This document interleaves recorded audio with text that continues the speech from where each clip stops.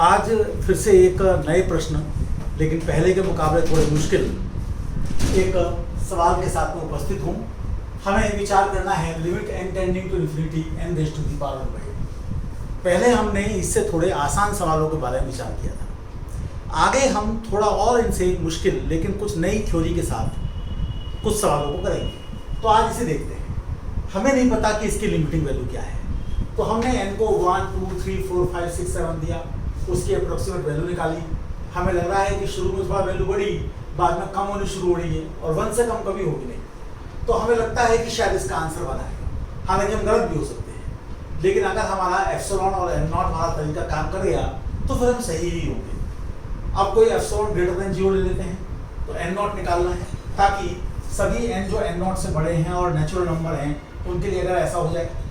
अब चूंकि ये क्वांटिटी पॉजिटिव है तो इसलिए केवल इसी को लेकर चलते हैं, लेकिन यहाँ हम प्रयास करते हैं कि इसे लेस देन एप्सिलॉन रखकर हम कुछ n नॉट निकाल लें, तो उसमें हमें रास्ता बंद होता हुआ लगता है।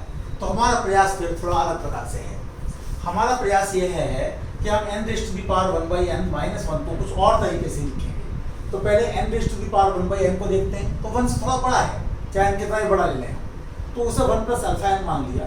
अल्फा n एक ऐसी क्वांटिटी है, पॉजिटिव क्वांटिटी है जो n पर डिपेंड करती है, क्योंकि आप जैसे देखिए कि यहाँ पर अल्फा n 0 है, यहाँ पर अल्फा n 0.41 है, यहाँ 0.44 है, या 0.41 है, या 0.37 है, या 0.34 है, या 0.32 है। तो मैं यहाँ पर ये भी मान कर चल रहा हूँ कि n मेरा 2 या 2 से बड़ा है, क्योंकि वैसे तो मैं देखूँ तो मेरा n को 1 देने पर ही 0 आ रहा है। तो मैं इसको n को 2 या 2 से बड़ा लेकर चल रहा हूँ। तो मैंने इसको लिखा, पावर भर कर दी मैं यहाँ पहुँच गया बायनोमियल थ्योरम से। अब मैंने केवल शुरू के 2 टर्म लिखी, यानी कि ये क्वांटिटी इससे बड़ी है। तो इससे जब मैं यहाँ से इसे कंपेयर करूँगा तो अल्फा n ये आ गया। अल्फा n माने n raise to the power 1/n - 1। आप देख सकते हैं कि अल्फा n मैंने क्या लिया है, अल्फा n जो है मेरा n raise to the power 1/n - 1 है। तो अल्फा n मेरा ये आ गया।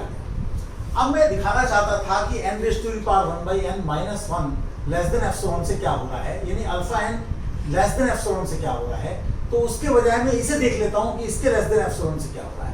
तो इसको जब मैं लेस देन एप्सिलॉन करता हूँ तो उससे मेरे पास ये आ जाता है।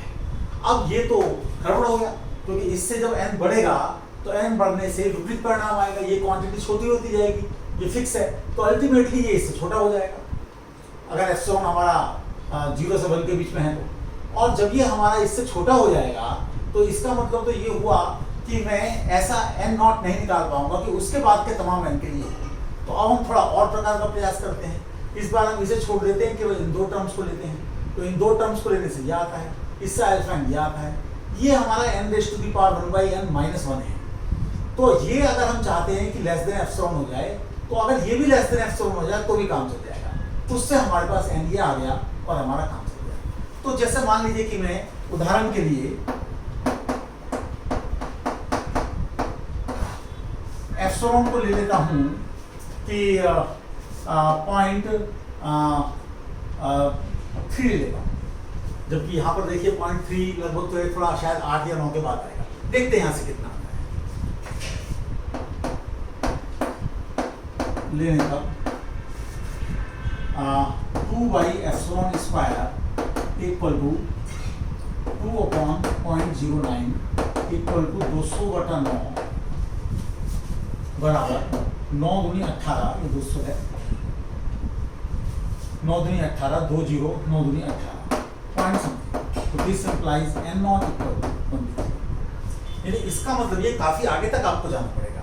तो हालांकि बीच में भी हो सकता है, लेकिन इसके बाद तो गारंटी है कि अगर आप n को n नॉट से बड़ा यानी कि 23 या 23 से बड़ा लेंगे तो पक्का पक्का आपके पास ये वाली चीज हो जाएगी। इसका मतलब लिमिट का आंसर 1 भी है और हमें गिवन एप्सिलॉन के लिए n नॉट।